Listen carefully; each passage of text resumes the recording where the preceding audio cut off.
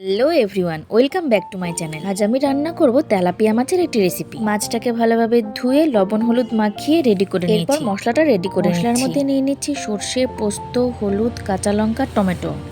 এরপর কড়াইয়ে তেলটা গরম হয়ে গেলে মাছগুলোকে উল্টে পাল্টে ভেজে নিচ্ছি। কেটলিতে গরম জল বসিয়ে দিয়েছি। এবার ওই তেলটার মধ্যেই কালো জিরে ফোড়ন দিয়ে নিলাম। কালো জিরেটা একটু ভাজা হয়ে গেলে বেটে রাখা মশলাটা দিয়ে দিলাম।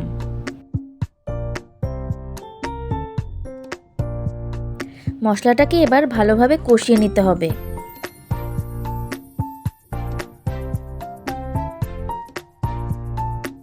মশলাটা ভালোভাবে কষানো হয়ে গেলে ওর মধ্যে গরম করে রাখা জলটা ঢেলে দিতে হবে।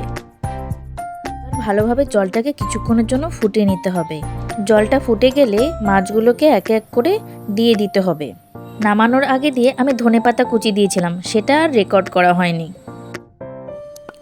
এইভাবেই তৈরি হয়ে যাবে আমাদের তেলাপিয়া মাছের সর্ষে পোস্ত রেসিপি।